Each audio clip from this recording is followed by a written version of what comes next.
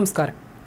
പഹൽഗാമിൽ വിനോദസഞ്ചാരികൾക്ക് നേരെ കരുണയില്ലാതെ തൊട്ടടുത്ത് നിന്ന് നിറയൊഴിച്ച ഭീകരർ ഉപയോഗിച്ചത് പ്രത്യേക കോഡ് പേരുകൾ. ആക്രമണത്തിൽ പങ്കെടുത്തുവെന്ന് കരുതുന്ന 3 ഭീകരരുടെ കോഡ് പേരുകളാണ് സുരക്ഷാ ഏജൻസികൾ പുറത്തുവിട്ടത്. മുസ, യൂനുസ്, ആസിഫ് എന്നീ പേരുകളാണ് ഇവർ ഉപയോഗിച്ചത്. മൂവരെയും തിരിച്ചറിഞ്ഞിട്ടുണ്ട്. ആസിഫ് ഷെയ്ഖ്, സുലൈമാൻ ഷാ, അബു താൽഹ എന്നീ 3 പേരും ലഷ്കർ-ഇ-തോയ്ബയുടെ നിഴൽ സംഘടനയായ ദി റെസിസ്റ്റൻസ് ഫ്രണ്ടിന്റെ അംഗങ്ങളാണ്. മൂവർ സംഘം നേരത്തെ പൂഞ്ചിൽ സജീവമായിരുന്നുവെന്നും മേഖലയിൽ ഭീകരാക്രമണങ്ങൾ ആസൂത്രണം ചെയ്തിരുന്നുവെന്നും അധികൃതർ പറഞ്ഞു. തീവ്രവാദികൾ കള്ളപ്പേരുകൾ ഉപയോഗിക്കുന്നത് പുതിയ കാര്യമല്ല. ആശയക്കുഴപ്പം സൃഷ്ടിക്കാനും ആളെ തിരിച്ചറിയാതിരിക്കാനുമൊക്കെ ലക്ഷ്യമിട്ടാണ് സാധാരണ കള്ളപ്പേരുകൾ ഉപയോഗിക്കുന്നത്.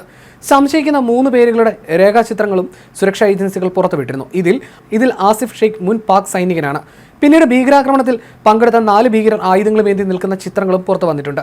അതിനിടെ ആക്രമണം നടത്തിയ TRF വീണ്ടും പ്രകോപനപരമായ വാർത്താക്കുറിപ്പും പുറത്തിറക്കി. ആക്രമണത്തിൽ നിന്ന് ഇന്ത്യ പാഠം പഠിക്കണമെന്നാണ് വാർത്താക്കുറിപ്പിൽ വ്യക്തമാക്കിയത്. കൂടാതെ 2 സൈനികരെ വധിച്ചെന്നും TRF അവകാശപ്പെട്ടു. പഹൽഗാമിൽ ഉല്ലാസത്തിലേർപ്പെട്ടിരുന്ന വിനോദസഞ്ചാരികളെ തിരഞ്ഞുപിടിച്ച് നടത്തിയ ഭീകരാക്രമണം 15 മിനിറ്റ് നീണ്ടു നിന്നുവെന്നാണ് റിപ്പോർട്ട്. ഭീകരർ ക്യാമറയുമായിട്ടാണ് വന്നതെന്നും സ്റ്റീൽ ബുള്ളറ്റുകളാണ് ആക്രമണത്തിന് ഉപയോഗിച്ചതെന്നും സ്ഥിരീകരിച്ചിട്ടുണ്ട്. ഭീകരർ പകർത്തിയ ദൃശ്യങ്ങൾ പ്രചരിക്കാതിരിക്കാൻ മുൻകരുതൽ സ്വീകരിക്കുമെന്ന് ഏജൻസികൾ വ്യക്തമാക്കി. ലഷ്കർ ഡെപ്യൂട്ടി കമാൻഡറായ കസൂരി എന്നറിയപ്പെടുന്ന സെയ്ഫുള്ള ഖാലിദാണ് ഭീകരാക്രമണത്തിന്റെ സൂത്രധാരൻ എന്നാണ് റിപ്പോർട്ട്.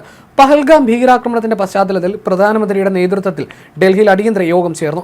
വിദേശകാര്യമന്ത്രി S ജയശങ്കർ, ദേശീയ സുരക്ഷാ ഉപദേഷ്ടാവ് അജിത് ഡോവൽ, വിക്രം മിശ്രി എന്നിവരുമായിട്ടായിരുന്നു കൂടിക്കാഴ്ച. കേന്ദ്ര ആഭ്യന്തരമന്ത്രി അമിത് ഷായുടെ അധ്യക്ഷതയിൽ ശ്രീനഗറിലും ഉന്നതതല യോഗം ചേർന്നു. ഭീകരാക്രമണത്തിന്റെ പശ്ചാത്തലത്തിൽ സൗദി യാത്ര ഒരു ദിവസം വെട്ടിച്ചുരുക്കി പ്രധാനമന്ത്രി നരേന്ദ്രമോദി ഇന്ന് രാവിലെയാണ് ഡൽഹിയിൽ തിരികെ എത്തിയത്.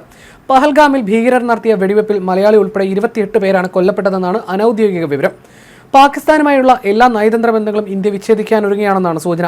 ഇന്ത്യയിലെ പാക് ഹൈക്കമ്മീഷനിലെ ഉദ്യോഗസ്ഥരെ പുറത്താക്കുക, പാക് നയതന്ത്ര കാര്യാലയത്തിന് നൽകിയ ഭൂമി തിരികെ വാങ്ങുക, പാകിസ്ഥാനിലെ നയതന്ത്ര കാര്യാലയത്തിന്റെ പ്രവർത്തനം അവസാനിപ്പിക്കുക തുടങ്ങിയ നീക്കങ്ങളാണ് ഇന്ത്യ നടപ്പാക്കുക എന്നാണ് സൂചന.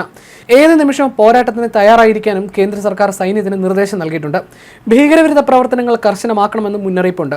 കര വ്യോമസേനാ മേധാവികളുമായും പ്രതിരോധ മന്ത്രി രാജ്നാഥ് സിംഗിന്റെ നേതൃത്വത്തിൽ ചേർന്ന ഉന്നതതല യോഗത്തിലാണ് നിർണായക നിർദ്ദേശം നൽകിയത്. ഇന്ത്യയിലെത്താൻ പാക് സ്വദേശികൾക്ക് അനുവദിച്ചിരുന്ന വിസകളും റദ്ദാക്കും. ഇന്ത്യക്കാരുടെ പാകിസ്ഥാനിലേക്കുള്ള യാത്രയ്ക്കും വിലക്ക് വന്നേക്കും.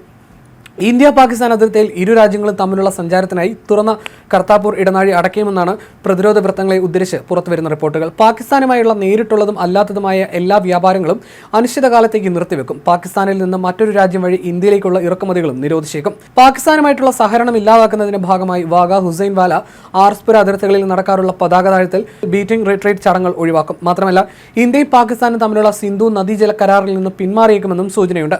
പാകിസ്ഥാനിലെ കർഷകർ ഏറെ ആശ്രയിക്കുന്ന നദീജല പങ്കിടൽ കരാർ അവസാനിപ്പിക്കണമെന്ന ആവശ്യം. അതേസമയം ജമ്മുവിലും കശ്മീരിലും തീവ്രവാദികൾക്കെതിരെ കൂറ്റൻ പ്രതിഷേധ റാലിയും നടന്നിരുന്നു. പ്ലക്കാർഡുകൾ കയ്യിലേന്തിയും പാകിസ്ഥാനെതിരെ മുദ്രാവാക്യം വിളിച്ചുമായിരുന്നു പ്രതിഷേധം. ജമ്മുവിലെ ഉധംപൂരിൽ പാക് പതാക കത്തിച്ചും പ്രദേശവാസികൾ പ്രതിഷേധിച്ചു. ഇതെല്ലാം ഭീകരാക്രമണത്തിന് ശേഷം കശ്മീരിലെ പുതുകാഴ്ചകളായിരുന്നു. മുമ്പ് ഇന്ത്യക്കെതിരെ വികാരം കത്തിക്കുന്ന ആക്രമണങ്ങൾ നടത്തിയ ആത്മവിശ്വാസം പാകിസ്ഥാന് നൽകുന്നതായിരുന്നു തീവ്രവാദ ആക്രമണങ്ങൾ. ഭീകരാക്രമണത്തിന്റെ ഉത്തരവാദിത്തം ദി റെസിസ്റ്റൻസ് ഫ്രണ്ട് ഏറ്റെടുത്തിട്ടുണ്ട്.